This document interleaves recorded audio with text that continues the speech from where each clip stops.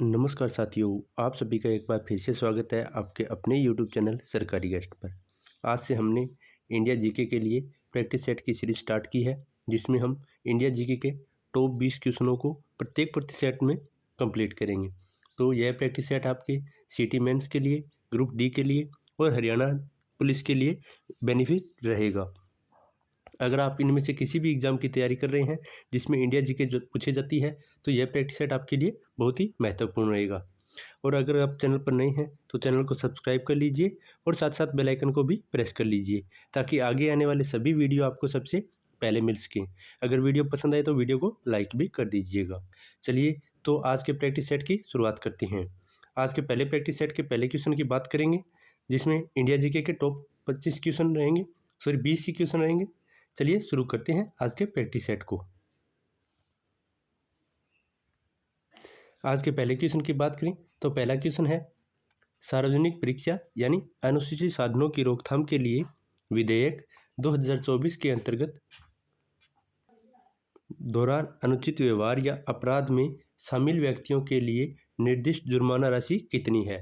यानी सार्वजनिक परीक्षा की विधेयक 2024 के अंतर्गत अगर परीक्षा के दौरान अनुचित व्यवहार या किया जाता है तो उसमें व्यक्ति को कितने रुपए का जुर्माना देना पड़ सकता है। तो आपके सामने चार ऑप्शन है। पहला ऑप्शन है 1 लाख रुपये तक का, दूसरा ऑप्शन है 10 लाख रुपये तक का, तीसरा ऑप्शन है 11 लाख रुपये तक का और चौथा ऑप्शन है 20 लाख रुपये तक का। तो परीक्षा में अनुचित व्यवहार करने पर व्यक्ति को 10 लाख रुपये तक का जुर्माना देना पड़ सकता है।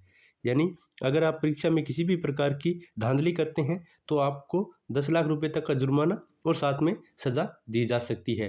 तो इस क्वेश्चन का सही जवाब होगा ऑप्शन नंबर 2। चलिए आगे बढ़ते हैं और बात करते हैं आज के क्वेश्चन नंबर 2 की। क्वेश्चन नंबर 2 की बात करें तो इसमें पूछा है, वार्षिक मामल्लपुरम नृत्य महोत्सव यानी मामल्लपुरम डांस फेस्टिवल, जिसमें भारतीय शास्त्रीय नृत्य, भरतनाट्यम, कुचिपुड़ी, कथक, मोहिनीअट्टम, ओडिसी और कथकली के प्रदर्शन शामिल है, डैश में आयोजित किए जाते हैं। तो पूछा है कि यह नृत्य कहाँ पर आयोजित किए जाते हैं। तो आपके सामने चार ऑप्शन है। पहला ऑप्शन है कर्नाटक में, दूसरा ऑप्शन है महाराष्ट्र में, तीसरा ऑप्शन है आंध्र प्रदेश में और चौथा ऑप्शन है तमिलनाडु में। तो इन नृत्य की बात करें तो यह मुख्य रूप से तमिलनाडु में किए जाते हैं। तो इस क्वेश्चन का सही जवाब है ऑप्शन नंबर 4, यानी तमिलनाडु के मामल्लपुरम में नृत्य महोत्सव में ये सभी के सभी नृत्य किए जाते हैं। तो इस क्वेश्चन का सही जवाब है ऑप्शन नंबर 4। चलिए आगे बढ़ते हैं और बात करते हैं नेक्स्ट क्वेश्चन की। अगला क्वेश्चन है क्वेश्चन नंबर 3। इसमें पूछा है, माइकल फैराडे ने विद्युत ट्रांसफार्मर में और जनरेटर के बीच के सिद्धांत को विद्युत चुंबकीय प्रेरण की खोज कब की थी। यानी माइकल फैराडे ने विद्युत ट्रांसफार्मर और जनरेटर के पीछे के सिद्धांत के लिए विद्युत चुंबकीय प्रेरण की खोज कब की थी। तो आपके सामने चार ऑप्शन है। पहला ऑप्शन है 1875 में की थी, दूसरा ऑप्शन 1853 में की थी, तीसरा ऑप्शन 1820 में की थी और चौथा ऑप्शन 1831 में की थी। तो इसका सही जवाब है ऑप्शन नंबर 4, यानी माइकल फैराडे के द्वारा विद्युत चुंबकीय प्रेरण की खोज 1831 में की गई थी। तो इस क्वेश्चन का सही जवाब हो जाएगा ऑप्शन नंबर 4, 1831 में। चलिए आगे बढ़ते हैं और बात करते हैं नेक्स्ट क्वेश्चन की। अगला क्वेश्चन है क्वेश्चन नंबर 4। क्वेश्चन नंबर 4 की बात करें तो इसमें पूछा है, भारतीय संविधान के भाग 3 में किसका उल्लेख किया गया है। तो संविधान की बात करें उसके भाग 3 में किसका उल्लेख किया गया है। तो इसका सही जवाब हो जाएगा ऑप्शन नंबर 1, यानी संविधान के भाग 3 में मौलिक अधिकारों का उल्लेख किया गया है। तो इस क्वेश्चन का सही जवाब हो जाएगा ऑप्शन नंबर 1, मौलिक अधिकार। चलिए आगे बढ़ेंगे और बात करेंगे नेक्स्ट क्वेश्चन की। अगला क्वेश्चन है क्वेश्चन नंबर 5। क्वेश्चन नंबर 5 की बात करें तो इसमें पूछा है, 2 अक्टूबर 2022 को गांधी जयंती के रूप में महात्मा गांधी की कौन सी जयंती मनाई गई थी। यानी 2 अक्टूबर 2022 को गांधी जयंती की कौन सी जयंती बनाई गई थी। तो आपके सामने चार ऑप्शन है। पहला है 153वीं, दूसरा है 155वीं, तीसरा ऑप्शन है 152वीं और चौथा ऑप्शन है 150वीं। तो बात करें 2 अक्टूबर 2022 को महात्मा गांधी की 153वीं जयंती बनाई गई थी। तो इस क्वेश्चन का सही जवाब है ऑप्शन नंबर 1, 153वीं। आगे बात करेंगे अगले क्वेश्चन की। अगला क्वेश्चन है क्वेश्चन नंबर 6। इसमें पूछा है पृथ्वी पर 2 सबसे अधिक वर्षा वाले स्थान कौन से हैं, जहां एक वर्ष में 1080 सेंटीमीटर से अधिक वर्षा होती है। यानी पृथ्वी पर ऐसे कौन से 2 स्थान हैं जहां पर एक वर्ष में 1080 सेंटीमीटर से अधिक वर्षा होती है। तो आपके सामने 4 ऑप्शन दिए हैं। पहला ऑप्शन है पासीघाट और अगुम्बे, दूसरा है चेरापूंजी और मौसिनराम, तीसरा है गंगटोक और अंबोली, चौथा ऑप्शन है महाबलेश्वर और नेरिया मंगलम। तो सबसे अधिक वर्षा की बात करें तो भारत में सबसे अधिक वर्षा होती है जो कि चेरापूंजी और मासीनराम में होती है। यहाँ पर औसतन वर्षा 1080 सेंटीमीटर से अधिक होती है। तो इस क्वेश्चन का सही जवाब है ऑप्शन नंबर 2, चेरापूंजी और मौसिनराम में। चलिए आगे बढ़ेंगे और बात करेंगे अगले क्वेश्चन की। अगला क्वेश्चन है क्वेश्चन नंबर 7। इसमें पूछा है हरित क्रांति अर्थव्यवस्था के किस क्षेत्र से संबंधित है। तो हरित क्रांति की बात करें तो वह अर्थव्यवस्था के कौन से क्षेत्र से संबंध रखती है। आपके सामने 4 ऑप्शन है, जिसमें पहला ऑप्शन है कृषि क्षेत्र से, दूसरा है वित्तीय क्षेत्र से, तीसरा ऑप्शन है औद्योगिक क्षेत्र से और चौथा ऑप्शन है सेवा क्षेत्र से। तो हरित क्रांति की बात करें तो उसका संबंध कृषि क्षेत्र से हो जाएगा। तो इस क्वेश्चन का सही जवाब हो जाएगा ऑप्शन नंबर 1 यानी कृषि क्षेत्र से। चलिए आगे बढ़ेंगे, बात करेंगे अगले क्वेश्चन की। अगला क्वेश्चन है क्वेश्चन नंबर 8। इसमें पूछा है निम्नलिखित में से कौन सा वाक्य सत्य है। यहाँ पर 3 वाक्य दिए हैं और उनमें से पूछा है कि कौन सा वाक्य सत्य है। तो बात करते हैं तीनों वाक्य की, जिसमें पहला वाक्य है वित्त वर्ष 2022-23 के लिए भारतीय कृषि क्षेत्र की अनुमानित वृद्धि दर यानी पीजीआर यानी 5.5 रही है। यानी प्रोजेक्टेड ग्रोथ रेट कितनी रही है, तो वह रही है 5.5%। अगला वाक्य है वित्तीय वर्ष 2021-22 के दौरान भारत का कृषि निर्यात लगभग 50.2 बिलियन अमेरिकी डॉलर तक पहुंच गया है। तीसरा वाक्य है खरीफ विपणन सीजन यानी खरीफ मार्केटिंग सीजन 2021 और 22 के दौरान भारत में 581.7 लाख मीट्रिक टन चावल संग्रहित किया गया है। तो इनमें से कौन सा कथन सत्य है। तो आपके सामने 4 ऑप्शन दिए हैं और इसका सही जवाब है ऑप्शन नंबर 2 यानी केवल 2 और 3 नंबर कथन सत्य है। यानी ऑप्शन 2 वाला और वाक्य 3 दोनों सही है, जबकि पहला वाक्य गलत है। तो इसका सही जवाब हो जाएगा ऑप्शन नंबर 2। चलिए आगे बढ़ेंगे और बात करेंगे नेक्स्ट क्वेश्चन की। अगला क्वेश्चन है क्वेश्चन नंबर 9। इसमें पूछा है भारत में पहले एशियाई खेल कहाँ आयोजित किए गए थे। तो पहले एशियाई खेलों की बात करें तो वह कहाँ पर आयोजित किए गए थे। तो आपके सामने 4 ऑप्शन है, जिसमें पहला ऑप्शन है पटियाला में, दूसरा ऑप्शन है चेन्नई में, तीसरा ऑप्शन है नई दिल्ली में और चौथा ऑप्शन है ग्वालियर में। तो इसका सही जवाब हो जाएगा ऑप्शन नंबर 3 यानी नई दिल्ली में 1951 में एशियाई खेलों का आयोजन किया गया था। तो इसका सही जवाब है ऑप्शन नंबर 3 नई दिल्ली में पहले एशियाई खेलों का आयोजन किया गया था। यह काफ़ी इंपॉर्टेंट क्वेश्चन है, काफ़ी बार यह क्वेश्चन पूछा जाता है। चलिए आगे बढ़ते हैं और बात कर लेते हैं अगले क्वेश्चन की। अगला क्वेश्चन रहेगा क्वेश्चन नंबर 10। क्वेश्चन नंबर 10 की बात करें तो इसमें पूछा है भारत सरकार अधिनियम 1919 का आधार बनी सिफारिशों के पीछे प्रमुख व्यक्ति कौन थे। यानी भारत सरकार अधिनियम 1919 का जो आधार बनाया गया था उसके पीछे, इन सिफारिशों के पीछे प्रमुख व्यक्ति कौन कौन थे। तो आपके सामने 4 ऑप्शन है, जिसमें पहला ऑप्शन है लॉर्ड लिनलिथगो, दूसरा है एडविन मॉन्टेग्यू, तीसरा है दूसरा ऑप्शन है लॉर्ड इरविन और एडविन मॉन्टेमो, अगला ऑप्शन है लॉर्ड चम्सफोर्ड और एडविन मॉन्टेग्यू, चौथा ऑप्शन है लॉर्ड कर्जन और एडविन मॉन्टेमो टेंगू। तो इसका सही जवाब की बात करें तो इसका सही जवाब हो जाएगा ऑप्शन नंबर 3 यानी चेम्सफोर्ड और एडविन मॉन्टेग्यू टेंगू इसके सबसे प्रमुख व्यक्ति थे जिन्होंने भारत सरकार अधिनियम 1919 के सिफारिश की थी। तो इस क्वेश्चन का सही जवाब हो जाएगा ऑप्शन नंबर 3। चलिए आगे बढ़ते हैं और बात करते हैं अगले क्वेश्चन की। अगला क्वेश्चन है क्वेश्चन नंबर 11।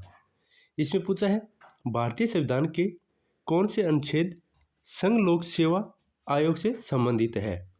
यानी यूपीएससी से पूछा है कि कौन सा अनुच्छेद संबंध रखता है।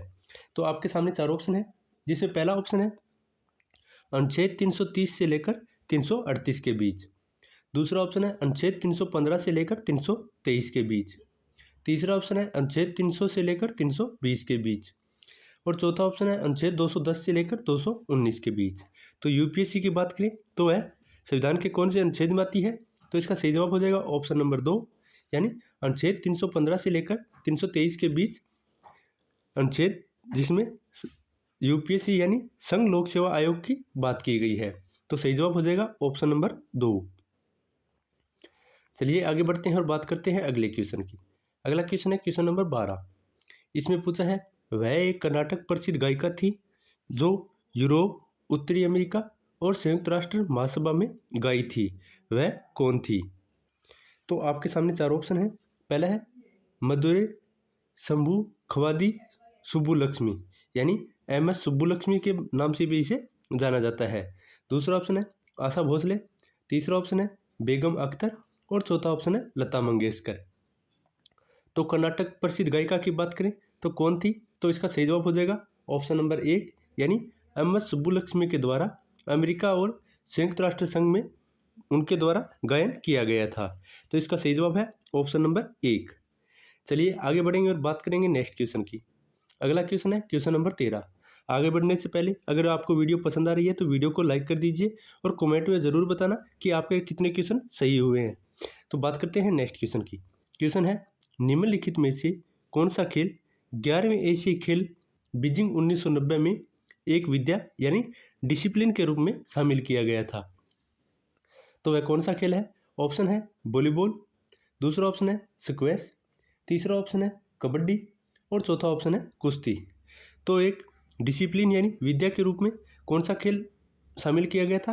तो इसका सही जवाब है ऑप्शन नंबर 3, यानी कबड्डी को 11वें एशियाई खेल बीजिंग 1990 में एक विद्या के रूप में शामिल किया गया था। तो इस क्वेश्चन का सही जवाब हो जाएगा ऑप्शन नंबर 3, कबड्डी को। चलिए आगे बढ़ेंगे और बात करेंगे अगले क्वेश्चन की। अगला क्वेश्चन है क्वेश्चन नंबर 14। इसमें पूछा है भारत के राष्ट्रीय बहुआयामी गरीबी सूचकांक यानी एक प्रगति समीक्षा 2023 के अनुसार निम्नलिखित में से किस केंद्र शासित प्रदेश में बहुआयामी गरीबी का प्रतिशत सबसे अधिक है? तो आपके सामने चार ऑप्शन दिए हैं। पहला ऑप्शन है दादर नगर हवेली तथा दमन एंड द्वीप, अगला ऑप्शन है दिल्ली में, तीसरा ऑप्शन है पुडुचेरी में और चौथा ऑप्शन है चंडीगढ़ में। तो बहुआयामी गरीबी सूचकांक की बात करें तो सबसे अधिक कहाँ पर दर्ज किया गया है? तो इसका सही जवाब है ऑप्शन नंबर 1, यानी दादर नगर हवेली और दमन द्वीप में सबसे अधिक बहुआयामी गरीबी सूचकांक को शामिल किया गया है। तो इसका सही जवाब हो जाएगा ऑप्शन नंबर 1। चलिए आगे बढ़ेंगे और बात करेंगे अगले क्वेश्चन की। अगला क्वेश्चन है क्वेश्चन नंबर 15। इसमें पूछा है अगस्त 2024 में सर्वोच्च न्यायालय को अलविदा कहने वाली महिला कौन है जो तेलंगाना राज्य के लिए उच्च न्यायालय की प्रथम महिला मुख्य न्यायाधीश बनी और भारतीय सर्वोच्च न्यायालय में पदोन्नत होने वाली 9वीं महिला थी? तो वह कौन है? तो आपके सामने चार ऑप्शन दिए हैं, जिसमें पहला ऑप्शन है हेमा कोहली, दूसरा है कुट्टी रामेश्वर, तीसरा ऑप्शन है अदिति कपूर और चौथा ऑप्शन है उषा अय्यर। तो वह कौन सी महिला थी जिन्होंने अगस्त 2024 में सर्वोच्च न्यायालय को अलविदा कहा था? तो इसका सही जवाब है ऑप्शन नंबर 1, उसका नाम हो जाएगा हेमा कोहली। तो इसका सही जवाब है ऑप्शन नंबर 1, जो कि 9वीं महिला बनी थी जो कि भारतीय सर्वोच्च न्यायालय के पदोन्नत रही थी। चलिए आगे बढ़ेंगे और बात करते हैं अगले क्वेश्चन की। अगला क्वेश्चन है क्वेश्चन नंबर 16। इसमें पूछा है प्रधानमंत्री रोजगार प्रोत्साहन योजना डैश से क्रियान्वित की जा रही है। तो प्रधानमंत्री रोजगार प्रोत्साहन योजना की बात करें तो इसकी शुरुआत कब की गई थी? तो आपके सामने चार ऑप्शन है। पहला ऑप्शन है 2017 में, दूसरा ऑप्शन है 2016 में, तीसरा ऑप्शन है 2015 में और चौथा ऑप्शन है 2014 में। तो प्रधानमंत्री रोजगार प्रोत्साहन योजना की बात करें तो इसकी शुरुआत 2016 में की गई थी, यानी सही जवाब हो जाएगा ऑप्शन नंबर 2, 2016 में प्रधानमंत्री रोजगार प्रोत्साहन योजना की शुरुआत की गई थी। चलिए आगे बढ़ते हैं और बात करते हैं अगले क्वेश्चन की। अगला क्वेश्चन है क्वेश्चन नंबर 17। इसमें पूछा है निम्नलिखित में से किस पौधे को विशेष सहारे का उपयोग करके दीवारों पर चढ़ाया जा सकता है? तो वह कौन सा पौधा है जिसे विशेष रूप से सहारा देकर उन्हें दीवारों पर चढ़ाया जा सकता है? तो आपके सामने चार ऑप्शन है। पहला ऑप्शन है कद्दू के पौधे, दूसरा ऑप्शन है सूरजमुखी के पौधे, तीसरा ऑप्शन है गुलाब के पौधे और चौथा ऑप्शन है नींबू के पौधे। तो यानी नींबू के पौधे, यहाँ पर नींबू के नहीं है, नींबू के पौधे के बारे में बात की गई है। तो वह कौन सा है जिसे सहारे के द्वारा चढ़ाया जा सकता है? तो इसका सही जवाब हो जाएगा ऑप्शन नंबर 1, कद्दू के पौधे को दीवारों के सहारे से यानी विशेष सहारा देकर उन्हें दीवारों पर चढ़ाया जा सकता है। तो इस क्वेश्चन का सही जवाब हो जाएगा ऑप्शन नंबर 1। चलिए आगे बात कर लेते हैं अगले क्वेश्चन की। अगला क्वेश्चन है क्वेश्चन नंबर 18। इसमें पूछा है तीसरी पंचवर्षीय योजना जो कि 1961 से लेकर 1966 तक चली थी में उल्लेख किया गया है प्रमुख आर्थिक चुनौती क्या थी? यानी तीसरी पंचवर्षीय योजना के आगे कौन सी प्रमुख चुनौती आई थी? तो आपके सामने 4 ऑप्शन दिए हैं, जिसमें पहला ऑप्शन है युद्धकालीन व्यय और संसाधन आवंटन, दूसरा ऑप्शन है सेवा क्षेत्र का आरंभ करना, तीसरा ऑप्शन है डिजिटल प्रौद्योगिकी उन्नति पर ध्यान केंद्रित करना और चौथा ऑप्शन है अर्थव्यवस्था का उदारीकरण होना। तो तीसरी पंचवर्षीय योजना के सामने सबसे बड़ी जो समस्या आई थी तो वह थी युद्धकालीन व्यय और संसाधन में आवंटन करना। तो इस क्वेश्चन का सही जवाब हो जाएगा ऑप्शन नंबर 1। चलिए आगे बढ़ते हैं और बात करते हैं आज के क्वेश्चन नंबर 19 की। क्वेश्चन नंबर 19 की बात करें तो इसमें पूछा है NBPW जिसे लोह युग का सबसे व्यापक मृद भांडकर्मक यानी पोट्री माना जा सकता है का पूर्ण रूप क्या है? तो इसमें NBPW की फुल फॉर्म के बारे में पूछा है कि इसकी फुल फॉर्म क्या हो सकती है। तो आपके सामने 4 ऑप्शन है, इसका सही जवाब हो जाएगा ऑप्शन नंबर 1 यानी नॉर्दर्न ब्लैक पॉलिश वेयर, यानी इसका सही जवाब है option number 1 northern black polished where इसकी फुल फॉर्म हो जाएगी। तो इसका सही जवाब हो जाएगा ऑप्शन नंबर 1। चलिए आगे बढ़ेंगे और बात करेंगे अगले क्वेश्चन की। अगला क्वेश्चन है क्वेश्चन नंबर 20। इसकी बात करें इससे तो इसमें पूछा है संगीत अकादमी यानी म्यूजिक एकेडमी से प्रतिष्ठित नायक कलानिधि पुरस्कार से सम्मानित लक्ष्मी विश्वनाथ किस नृत्य शैली से संबंधित है? तो यहाँ पर पूछा है लक्ष्मी विश्वनाथ की। तो लक्ष्मी विश्वनाथ की बात करें तो उनका संबंध कौन से नृत्य शैली से है? तो आपके सामने 4 ऑप्शन है। पहला ऑप्शन है कथक से, दूसरा ऑप्शन है भरतनाट्यम से, तीसरा ऑप्शन है ओडिसी से और चौथा ऑप्शन है कुचिपुड़ी से। तो लक्ष्मी विश्वनाथ की बात करें तो उनका संबंध भरतनाट्यम से हो जाएगा। तो इसका सही जवाब है ऑप्शन नंबर 2 भरतनाट्यम से। तो यह थे आज के टॉप 20 क्वेश्चन जो कि आपके इंडिया जीके के थे, जो आपके आगे आगामी आने वाले हरियाणा पुलिस, ग्रुप डी और सिटी मेंस के सभी एग्जामों के लिए इम्पोर्टेंट रहेगा। इस सीरीज़ को हम लगातार कंटिन्यू रखेंगे। तो यह आज का प्रैक्टिस सेट नंबर 1 था, जिसमें हमने टोटल 20 क्वेश्चनों को कवर किया है। आगे भी ऐसे ही प्रैक्टिस सेट अपलोड करते रहेंगे। अगर आप चैनल पर नए हैं तो चैनल को सब्सक्राइब कर लीजिए, वीडियो पसंद आई है तो वीडियो को लाइक करें और अपने दोस्तों के साथ भी शेयर करें। तो मिलते हैं नेक्स्ट वीडियो के साथ, तब तक के लिए चैनल के साथ बने रहें। धन्यवाद।